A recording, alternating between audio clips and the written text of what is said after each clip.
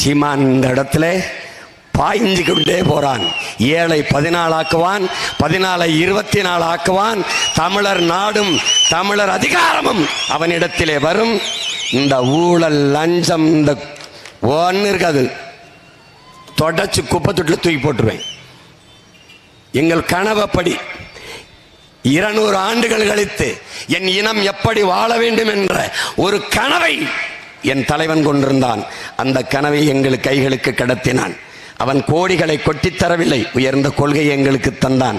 அவன் காசை தரவில்லை, சுமந்து நின்ற கனவை எங்களுக்கு கையளித்தான். என் அன்பு மக்களே, எளிய பிள்ளைகள் நாங்கள். எங்களை பார்த்து இந்திய பெருநாட்டின் ஆட்சியாளர்கள் பயந்து விட்டார்கள். என் சின்னத்தை எடுத்து யாரோ அடையாளம் தெரியாதவனுக்கு கொடுத்து அவன் போட்டியிடுகிற இடத்தெல்லாம் அந்த சின்னத்தில் போட்டியிடு. நான் போய் கேட்டபோது அது கொடுக்க முடியாது, ஒருத்தர் கொடுத்தாயிடுச்சு என்று சொன்னார்கள். ஃபர்ஸ்ட் கம் ஃபர்ஸ்ட் சர்வ், இது தெரியாதா சீமானுக்கு என்று? அப்போ ஃபர்ஸ்ட் கம் ஃபர்ஸ்ட் சர்வில் சைக்கிள் சின்னம் எப்படி ஐயா ஜி.கே. வாசனுக்கு போச்சு? ஃபர்ஸ்ட் கம் ஃபர்ஸ்ட் சர்வில் எப்படி ஐயா டிடிவி தினகரனுக்கு குக்கர் போச்சு? எப்படி போச்சு? எவ்வளவு நேர்மையாக தேர்தல் ஆணையம் செயல்படுகிறது அறிவார்ந்த தமிழ் சமூக மக்கள், என் தம்பி தங்கைகள் சிந்திச்சு பாருங்க. எப்படி இருக்கு பாருங்க. தன்னாட்சி அதிகாரம் பெற்றது, யார் தலையிடும் இருக்காது. நம்மளை நம்ப வைத்திருக்கிறார்கள். நாம் நம்பிக்கொண்டுதான் இருந்தோம். கடைசியா என்னாச்சு? இந்த கட்டுத்தொகை போடுறது கூட அவனுக்கு ஆள் இல்லை நிற்கிறதுக்கு, அந்த சின்னத்தை வாங்கினவனுக்கு. அப்போ சீமானை எப்படி வீழ்த்துறது? சுயேட்சையா போடு. 40 தொகுதியிலும் 40 அடையாளம் தெரியாத நபர்களை சுயேட்சையாக நிறுத்துகிறார்கள். குழம்பிடுவானான். சீமானின் சின்னம் நினைச்சு சீமானுக்கு ஓட்டு போடுறத நினைச்சு விவசாயில ஓட்டுறான். அவ்வளவு மங்கின்னி மக்கள் என்று நம்மளை நினைத்தார்கள் என்றால் எப்படி இருக்கு பாரு. நான் அந்த பெருமக்களுக்கு ஒன்று சொல்லுவேன். இந்த பயம் இருக்கு பாருங்க, இந்த சின்னத்தை எடுத்து வச்சு எப்படியாவது சீமான அழித்திறன், அந்த பயம் உங்களுக்கு கடைசி வரை இருக்கணும்.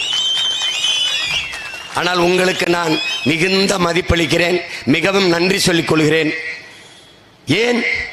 சீமான் அந்த சின்னத்திற்கு போடவில்லை, சீமானுக்கும் அவன் எண்ணத்திற்கும் தான் நாங்கள் வாக்கு செலுத்தினோம் என்பதை இந்த தேர்தலிலே எண்ணரும் மக்கள் நிரூபிப்பார்கள்.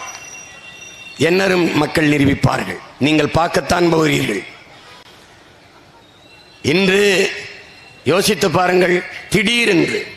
திடீரென்று ஐயா மோடி அவர்கள் தமிழ் பற்று, தமிழ் மீது பற்று, அளப்பெரிய பற்று. நான் இங்கே பேசுவதையெல்லாம் உலக நாடுகளில் பேசி வருவார். என்ன பேசி வருவார்? உலகத்தின் தொன்மையான மொழி தமிழ், அது எங்கள் நாட்டில் இந்தியாவில் இருக்கிறது, எங்களுக்கு பெருமை. இந்திய மொழிகளின் தொன்மத்தை தமிழில் இருந்து அறியலாம். இதெல்லாம் நான் பேசுனது அவருக்கு யாரை எழுதி கொடுத்து அப்படியே அவர் இந்தியில் பேசுகிறார். ஆனால் அவ்வளவு தொன்மையான மொழிக்கு, அவ்வளவு பெருமை மிக்க மொழிக்கு நீங்கள் கொடுத்த சிறப்பு அங்கீகாரம் என்ன? பாராளுமன்றத்திற்குள் என் தாய்மொழியில் பேசுகிற உரிமை இருக்கா? அங்கீகாரம் இருக்கா? இந்திய ஆட்சி மொழிகளில் தமிழ் இடம் பெற்றிருக்கா? தெலுங்கு, மலையாளம், கன்னடம், உருது, எந்த மாநில மொழியாவது இருக்கா இந்தியை தவிர? இந்தியை தவிர எப்படி இருக்கும்? எவ்வளவு வழியா இருக்கும் பாருங்க.